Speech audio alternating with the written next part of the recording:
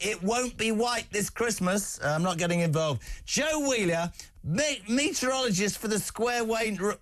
The Square Raindrop? I don't know what that means. Joe, honestly, how are you? Honestly, I sound like... No, I don't sound like Jonathan Ross. Joe Wheeler, how are you? I can still say Square Raindrop, which is more than you can. Well, last time we spoke, you couldn't have said your name, so I think the role reversal has happened. Happy Christmas, me darling. How are you?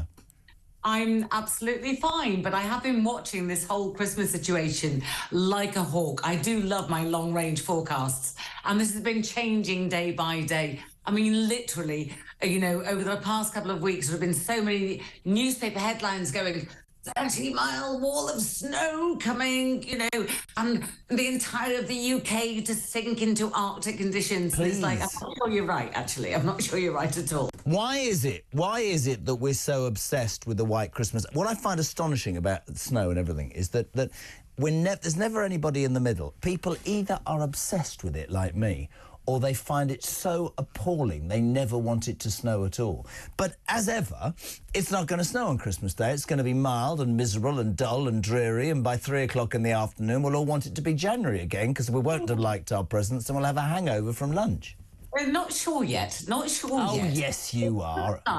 Sorry, it looks like we're looking at high pressure for Christmas Day at the moment. And I have to say, the Met Office, with their deep dive and their 10-day trend, they forecast this some time back, despite there's a very interesting interaction of the jet stream coming out of the States with... What does that mean? A very interesting... You need to get out more. How is the interaction of a jet stream interesting, Wheeler? What does that mean? Well, it's the kind of thing that I find interesting. You know, you've got the jet stream, which is strong. It catches up with this low-pressure system in the southwest, and then it starts pushing it all over the place with a degree of development in places. And then after that, we get this high pressure developing to the west of the UK. Now, even when you've got a high pressure, which generally brings settled conditions and mostly fine conditions, it still depends where it is. If it is to the west of the UK, it's going to easterly winds. If it's a little further over, it's going to bring southwesterlies. So the southwesterlies mild, easterlies not so, certainly not at this time of year. So where that high pressure is actually still critical. And things can still change. Like I said about those newspaper headlines, I mean, literally 2-3 days ago, they're going, wall of snow, Arctic conditions, it's going to be like this, and Santa's going to be going across the sky on his sleigh. Yeah, well, maybe so.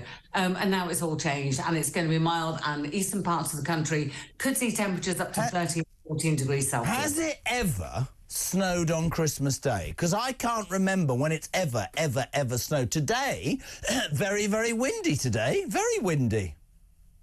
It was. Now, I can tell you, 2010, 2011, and possibly even 12, because I'd just come back from living abroad.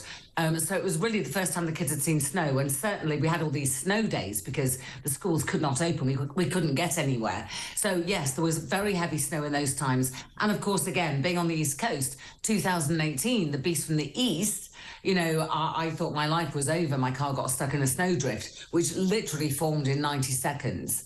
You know, utterly terrifying. And I have to say, OK, if it doesn't snow at Christmas, at least people can travel. That's good news. Listen, absolutely. I just am always in awe of people like you who are genuine. I mean, you genuinely are excited by the weather, aren't you? I am, yes. Do you think that this says a lot about you, or do you think you'll provide... I mean, why? Why are you excited? My other passion is vacuum cleaners, so I think that gives you a kind of a base level. I'm quite good on that because I've had a Dyson for years and I've just bought a Shark. What are your thoughts? Well, it depends which Dyson, which Shark. I mean, I have 12 here. And you have what? I have 12 vacuum cleaners. Why? Because I like vacuum cleaners. Right, so you expect me to believe a word you've said about the weather at Christmas when it comes across that you're a sort of hoarder of vacuum cleaners? No, I study them. And no, Joe, this is boring now. I thought weather was... You study vacuum cleaners? Why? Yeah, I do. Yeah, because some are better for one thing or another, you know, and then you've got your carpet cleaners as well. You know, sorry, I literally could Have you got a steam mop? Yeah, no. I have a Bissell Crosswave, which vacuums and cleans the floor at the same time.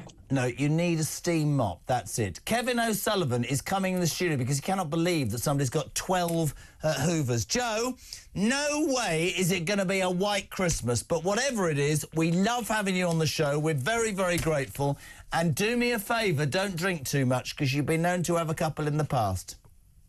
I won't. Usually with me. Love you. Thank you so much. Happy Christmas. Joe Wheeler, meteorologist at Square Raindrop, or Wayne Square Drop, as I said earlier. We've got 14 minutes to go. Ryan's birthday.